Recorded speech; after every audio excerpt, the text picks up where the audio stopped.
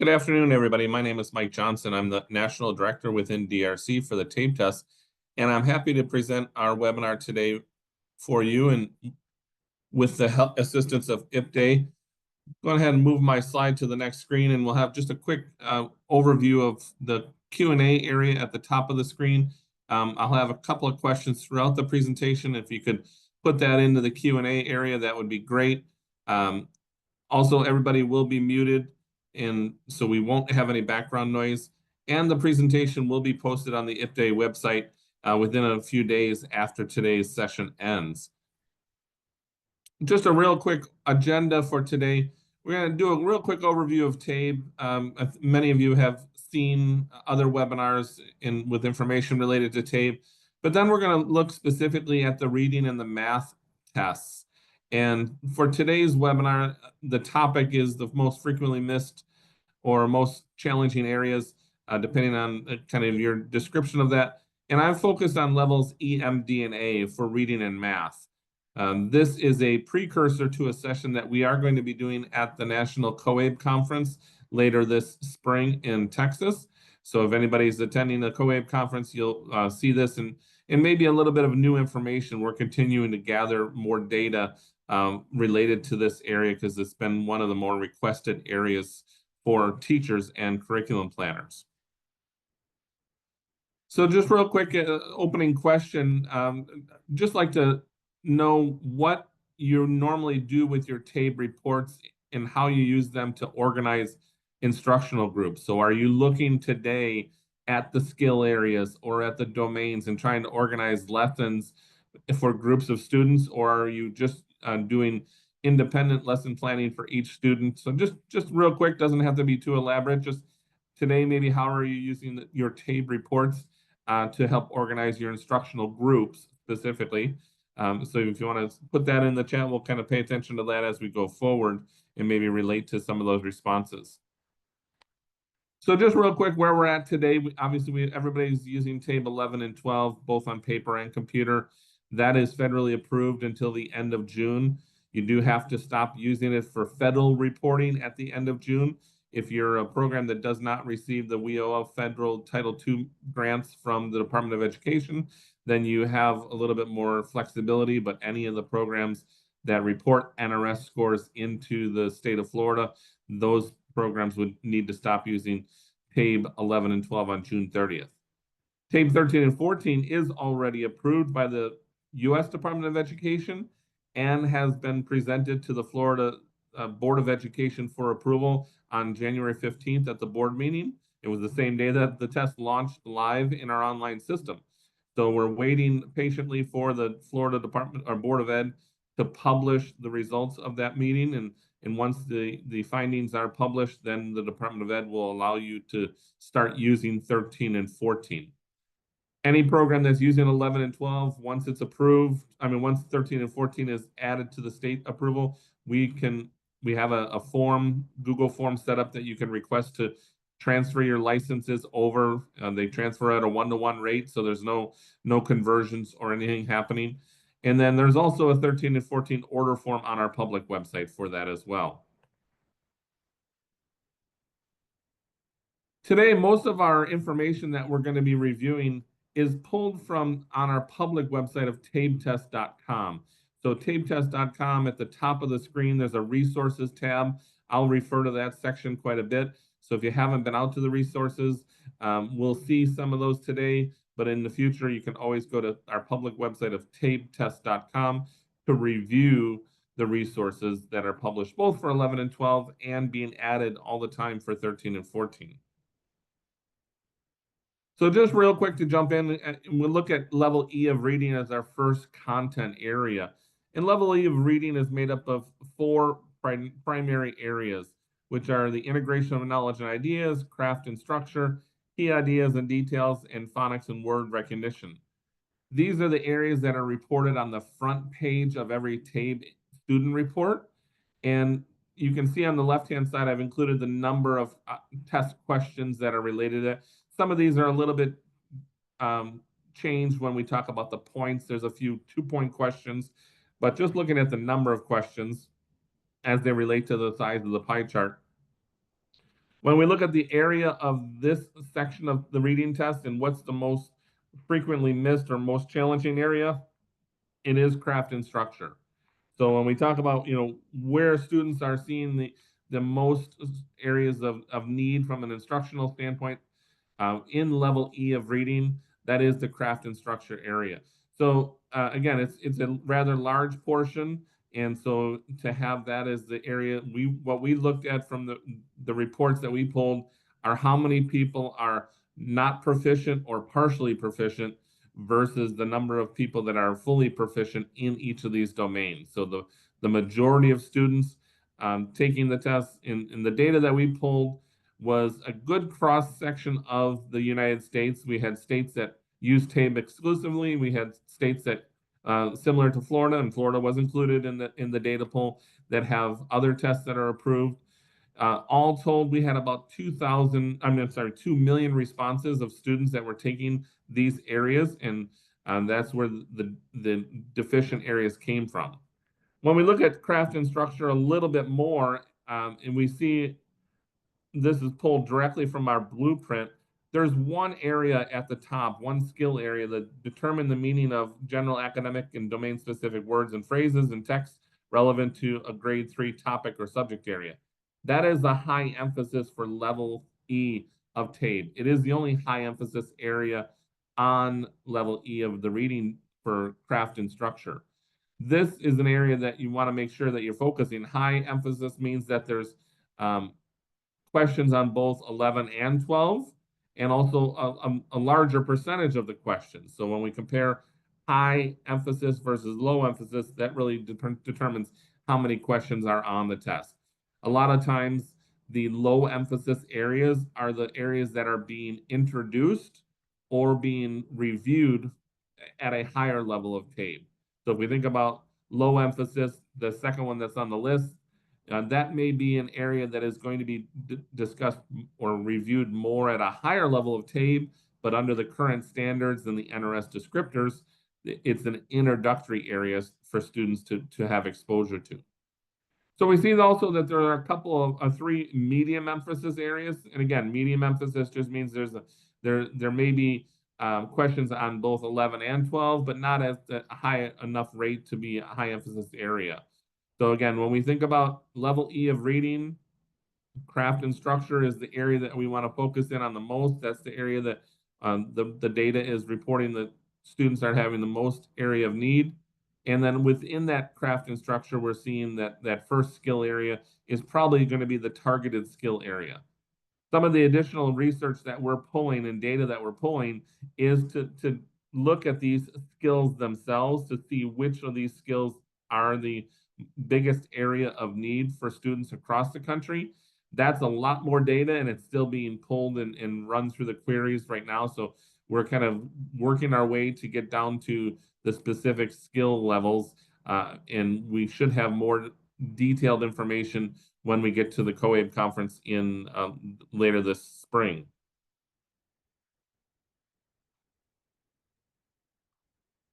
Looking at level M of reading, now what we see of level M of reading gets a little bit more targeted. There's only 3 domain areas. 2 of them are very big compared to the integration of knowledge and ideas. So we see 17 and 18 questions related to them, and also 5 for integration of knowledge and ideas. Looking at that, then the area that is the most challenging, it's going to be that key ideas and details. And again, you'll have a copy of these slides on the IPDA website. It is interesting to kind of see as we go through this that, key ideas and details is a little bit challenging. I think when we get to level D, it switches over to craft instructional. We'll see that in a moment, but it is specific to this population that is taking the level M test. So again, when we look a little bit more in detail for key ideas and detail at level M, what we're seeing on the right-hand side is several high emphasis areas. So again, at level M is also a challenging level because it is many skills that are being introduced, many skills that are being reviewed, and many skills that are being targeted. So we see that because it is that middle area. It's the largest group of candidates that typically take a TABE test are taking level M. It's the most expansive through the NRS levels. So this one is taking up typically normally 3 to 4 NRS levels. So we see a lot of content always in level M, but also a lot of skills that are being directed.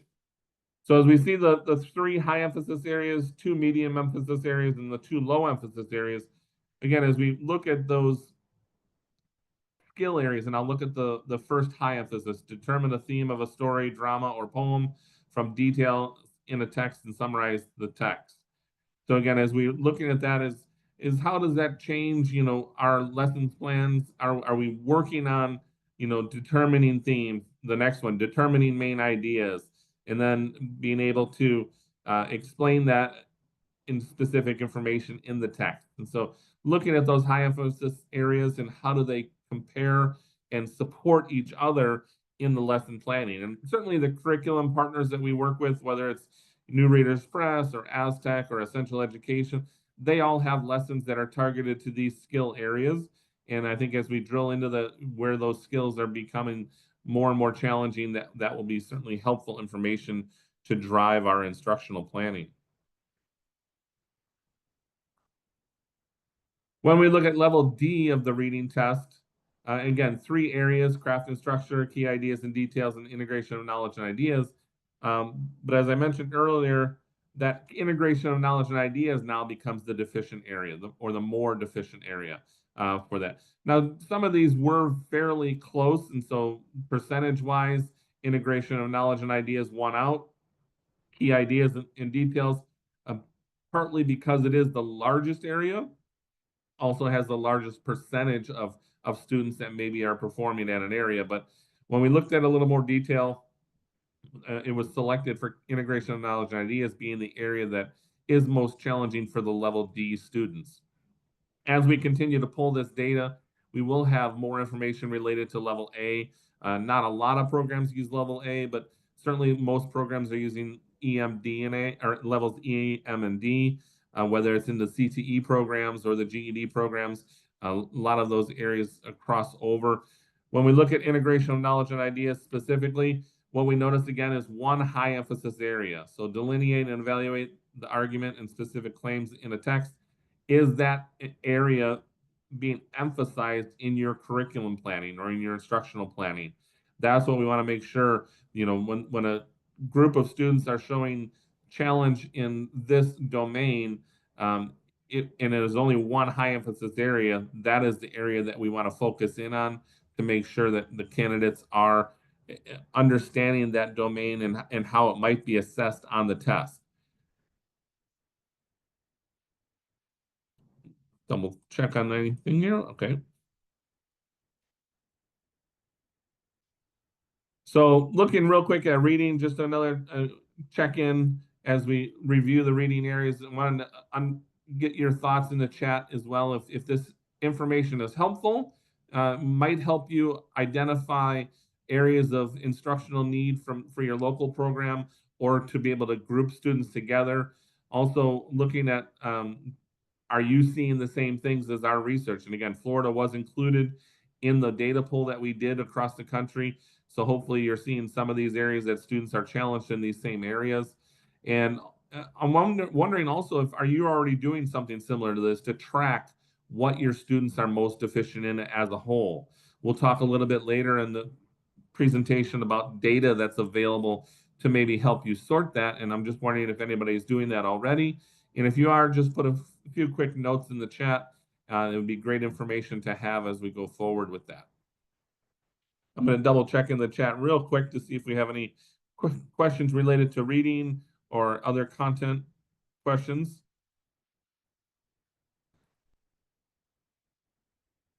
And it looks like a lot of people have used the domains already from the individual report to help instructional plan already.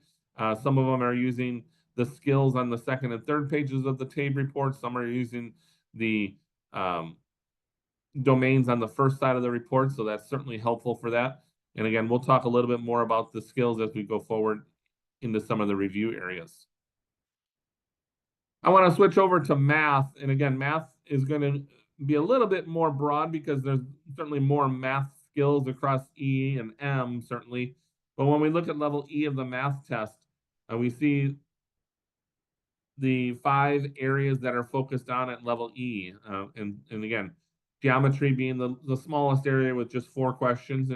And we'll see this a little bit more in level M, that there are some smaller areas, and we'll talk about that as we go into it. But the minimum number on a TABE test for measurement purposes, 4 questions as we go into those areas. So when we look at level E specifically, in the area of most challenging, it's the number and operation at base 10. So that kind of 28%, it is, again, one of the larger areas of level E. And as we move forward to the skills, obviously what we see when we have many domains, we have a lot of skills that are getting addressed. So now we're not seeing any high emphasis areas, but we are seeing quite a bit in the medium emphasis and just a few low emphasis areas. So number of operation base 10, obviously we're going to be counting within 1,000 by 5s and 10s, understanding place values. Those are the skill areas that are maybe were forgotten and now are being reintroduced. So maybe these are just skill areas that are weak on a pretest, and then they're very quickly caught up by students because they do remember having some exposure to this in a previous educational setting. Maybe it's the first time for some people to go through this area. So I know that a lot of teachers have experience with students just needing refreshers in math more than having instructional planning and targeted instruction for skills. But as we move up to the level M and level D, we'll certainly see more skills that are needing to have emphasis areas as well. Now, level M is a little unique because we see the 3 sections at the top left section of the pie chart: the number system, statistics and probability, and ratios and proportional relationships. And those are all below that kind of threshold. And we look at geometry as the 10% area. So in this pie chart, if you're less than 10%, you're less than 4 questions. Less than 4 questions are not being reported on the objective area on the front page of the TABE report. So it's important to remember that, yes, these skills are being introduced, and they're most likely being introduced for higher level related to the GED test or related to the level D and level A of the TABE test.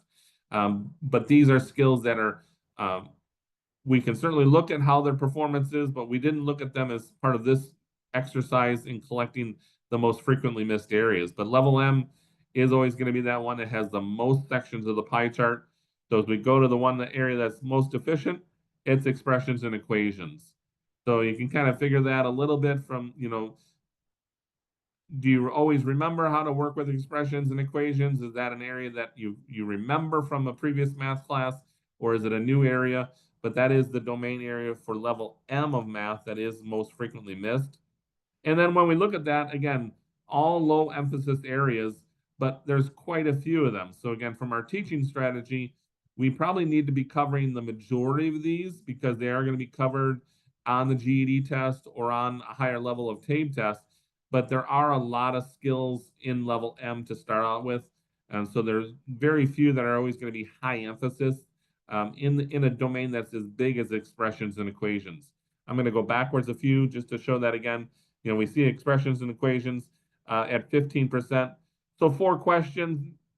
When we look at those domains and what we're covering, a lot of these are going to be, some of these will be on TABE 11, some will be on TABE 12, and a few of them will be on both 11 and 12. And that's generally how low emphasis works, that they're not always going to be on both sets of questions. So, when we talk about teaching to the skills that a student needs versus teaching to the domains that a student will possibly interact with, it's important to remember that there are a lot of skills that are covered in expression and equations, and they might be covered in different levels or different forms of the test between 11 and 12, and as we move into 13 and 14 as well.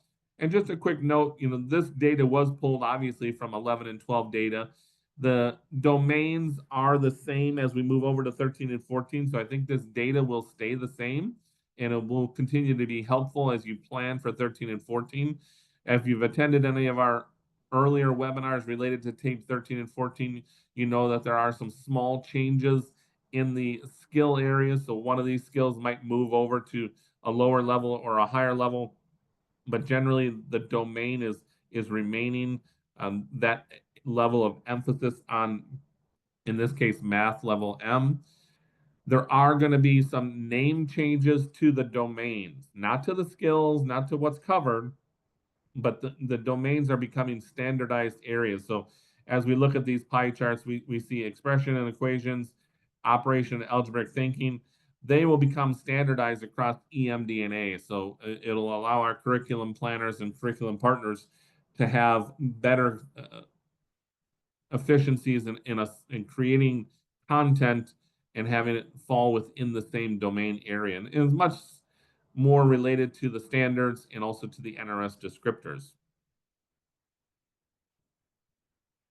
So looking at level D of the math test, and again, we see quite a few areas, not any of those areas that are below 4 questions, but several of them that are 4 questions, whether it's ratios and proportional relationships, statistics and probability. We do see the number system is being introduced and having 8 questions, so rather large section there. But then when we go into the areas that is most deficient, it is again expressions and equations, just as it was with level M.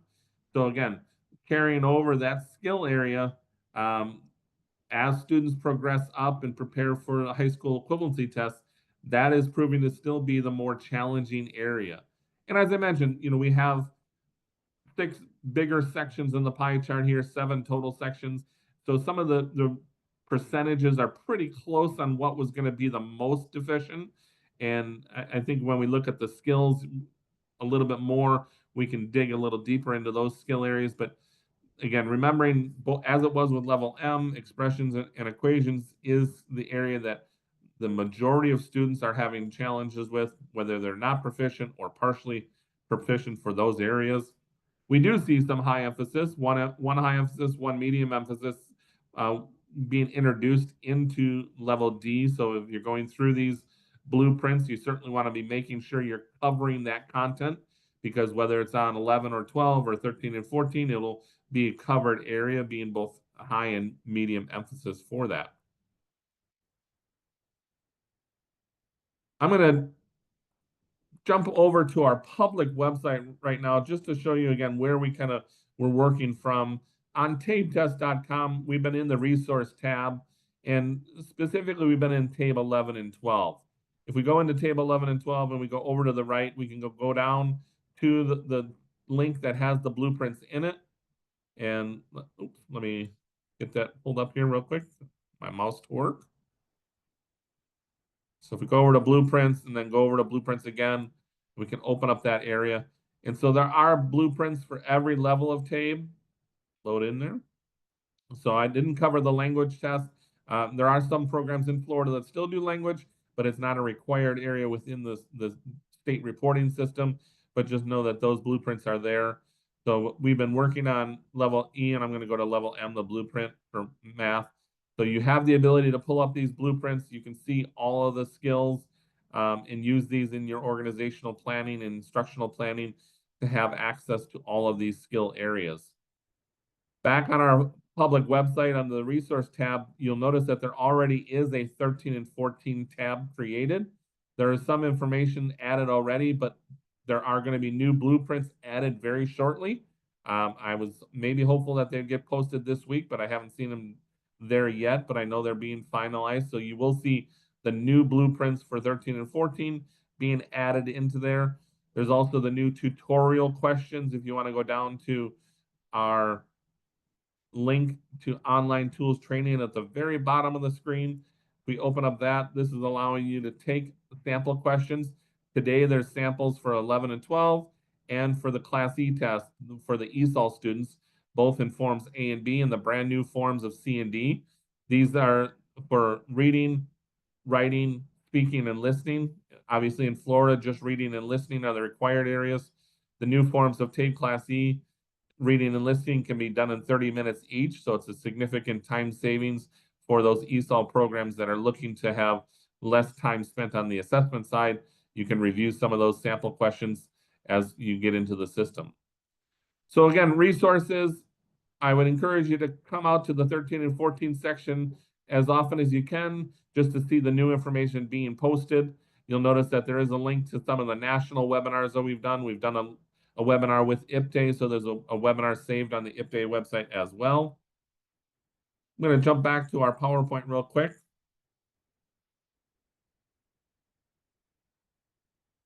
So again, with math, just looking to get your feedback again, is it helpful to organize your skills or your deficient skills in math? Are you just teaching with the curriculum that you have and how they organize it? And that's okay. You know, certainly a lot of programs may not have the ability to do instructional planning. They're selecting curriculum that's targeted to a TABE test and covering those skills. And that's important for us to know too, that we want to make sure that we're providing the best information to our publishers. So certainly sharing this information with those publishing partners so that they can make sure that their curriculum is targeting to those deficient areas that we're seeing reported on the TABE test. So again, looking to see what you're doing on math specifically as it relates to the domains and the performance of students across those domains. Just to review, also on the resource tab, the TABE report that we've kind of been referring to, this is a copy of an 11 and 12 report. The 13 and 14 report will be very similar. We do remove the plus signs. I'm going to make this a little bit bigger. So if many of you have seen plus and minus signs on the scale scores, those are going away for TABE 13 and 14. They're being replaced by asterisks on the NRS level. And there are some samples of that on our website already if you want to see that, both in TABE and TABE Class E. When you see an asterisk assigned to your NRS level, that will indicate that that is the highest NRS level for that level. So in this case, for reading, the person has a plus sign, they're at NRS level 4. Going forward, you will see an asterisk at level 4 because that's the highest level that you're going to go up to. And so we'll also have a new column added out to the right-hand side that we've talked about on some other webinars. It's our next recommended test. So it's going to tell you that this person in this case is taking 11M. They should maybe take 11D for the next test to have the greatest opportunity to make a measurable skills gain. That's the updates for our report. But what we're pulling our research from is the bottom section of this report today. So we saw this earlier on the level M test on key ideas and details, craft and structure, integration of knowledge and ideas. How were students performing? And again, we pulled the not proficient or non-proficiency and the partial proficiency data to make that determination on which of these three domains was the most deficient area across the country as it relates to candidates taking a TABE test. So there was some discussion, should we just look at the non-proficiency, but understanding where that partial proficiency, and generally it relates about if you're below 50% of the questions, you're non-proficiency. If you're 50 to 75%, you're at partial. And if you have more than 75% of them correct, you're at full proficiency on that page. As I mentioned earlier, we are looking at going into the second and third pages of the TABE reports to use maybe some of these areas of next focus as a possible area to help, target instruction a little bit more. We do want to be careful because some of these areas of next focus, in this case, when I'm fully proficient or full proficiency, these are the next higher level skills. So they're not necessarily weaknesses. They're areas of next focus because I need to be looking at the level D key ideas and detailed skills, which are reported in the far right-hand column here, because I've mastered everything at level M so far for this domain. I don't think we have any non-proficient or partially proficient in this sample. I'm going to jump to our questions here. I've seen a couple come in. I want to make sure we're addressing those. One of the questions said, when a number or percent of questions is in the low or medium emphasis levels, changes between 11 and 12 and 13 and 14 makes it comparing a pre and test post scores very difficult. So, and again, yes, when the number of questions will be the same, but the emphasis levels also should be the same on those skills. So I'm going to jump back to that real quick. If we look at those blueprints again on our public website, and we go to the table 11 and 12 blueprint, oops, click. What we notice is that, make sure that pulls up this time. There we go. When we pull up, and I'm just going back to the math level M blueprint that we had open earlier. What this is telling us is that it is the level M for both 11 and 12, and that will be the same way. So both 11 and 12 cover the measurement and data section in the same weight. So again, these skills are all covered to some extent on both 11 and 12. Certainly when we see low emphasis, that's the fewer questions, so that might not be on both 11 and 12, but the measurement and data at 15% is the weight or the percentage for both 11 and 12 in that area.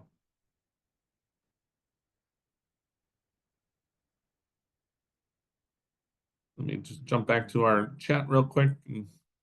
And people are using the chat or the Q&A, and that's certainly fine to do either one of those.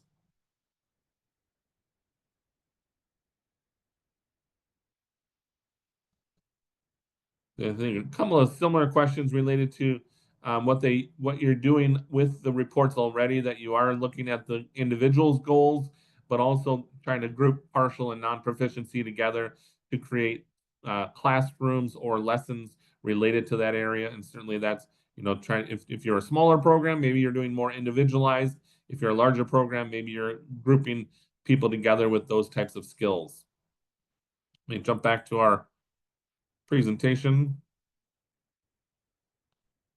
And so again, the second page, having the skill areas and reporting that is our goal, maybe to get that data that increases our data pool and our queries into the database exponentially. And so trying to get these areas, we do report all of these skill areas. If you're not familiar with that, we do have the ability to do a nightly transfer to you of a CSV or an Excel file. And there are programs in Florida that get this file.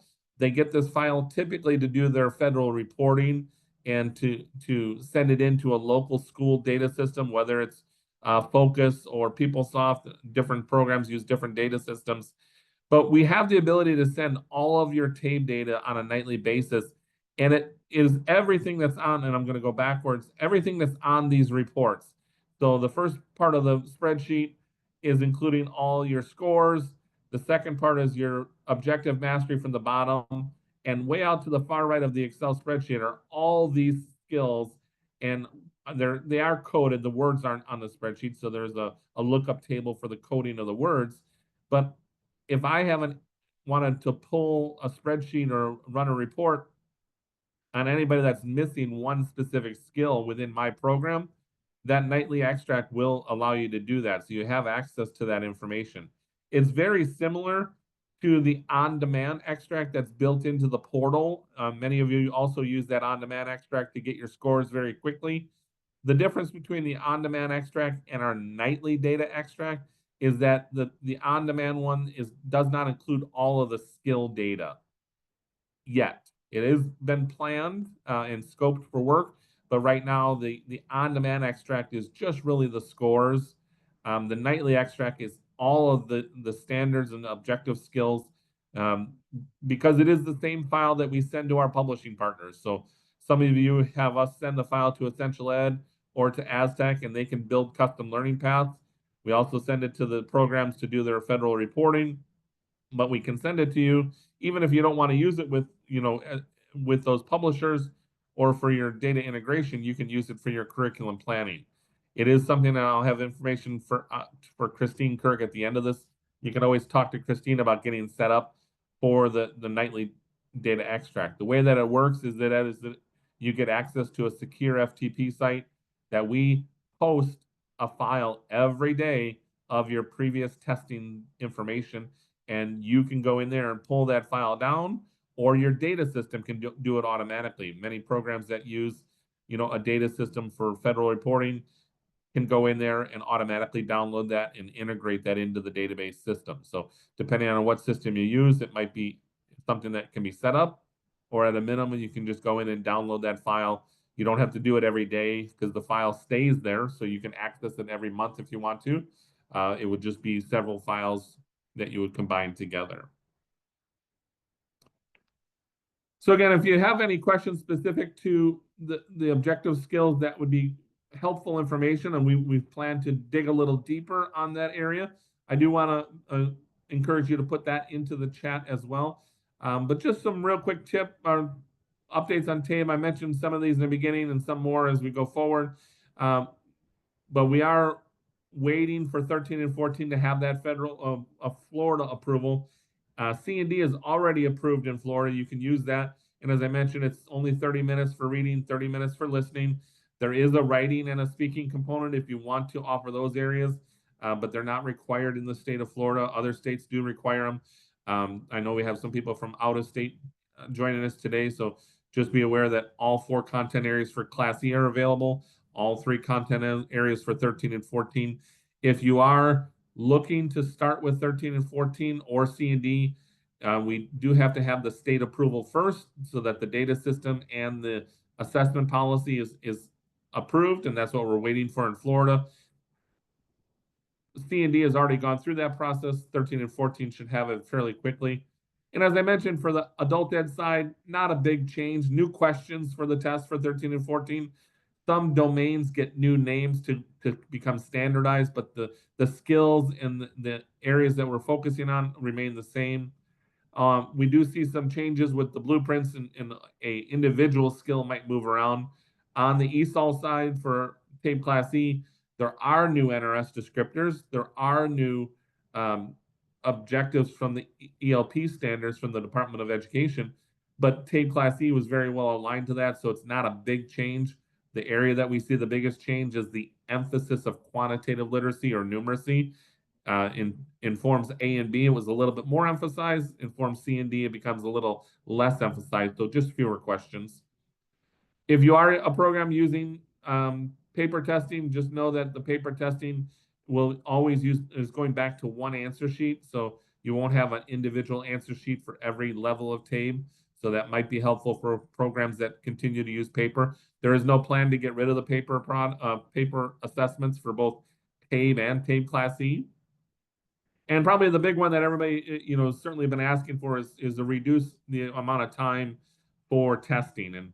And we mentioned it for Class E for 30 minutes for reading and listening, but for TABE 13 and 14, what we're seeing is an overall reduction in the reading load of the student. So that's the scientific way of saying that the questions are shorter, takes less time to read the questions. So we're going to be monitoring the time for TABE, because we do have to supply some research to the Department of Education that shows 90% of the students are finishing within the allotted time.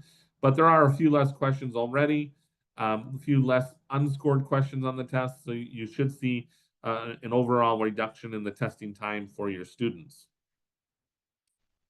I'm going to stop here and review the chat again real quick, but I wanted to make you aware Christine Kirk is our local Florida representative. She's up in the Jacksonville area. She's happy to support you in any TABE or TABE Class E questions that you have. You can always reach out to her. We will both be at many of the ACE events coming up, so you certainly can catch us at one of those. But Christine's always traveling around the state to go through that, meet with programs, and we're happy to continue to do that. In the chat, I don't see any new questions coming up in the chat. So I do want to move to the next slide just to talk about that. There will be a survey popping up from the IPDA folks. They appreciate you giving your survey information to them. And also next Wednesday, February 12th, there is the next IPDA webinar. It's about math ability and simple strategies related to math. So we encourage you to register through the IPDA website for that next webinar coming up again on February 12th. I'm seeing some questions coming in the chat, or more thank yous. So again, there's a question about getting a copy of the presentation. That will be all posted through the IPDA website. If you don't have access to IPDA, you can certainly sign up. If you are having challenges with that, You did have my email on the previous slide, so it's just mjohnson@datarecognitioncorp.com. I'm happy to facilitate that as well. But I appreciate your time. The IPDAY folks just posted it in the chat. So if you are looking for the slides, they're in the chat, a link to the chat there. So you should be all set for that. And thank you for the IPDAY team on that. And with that, I want to go ahead and end a little bit early today, and appreciate your time and look forward to catching up with everybody in the near future. Thank you very much.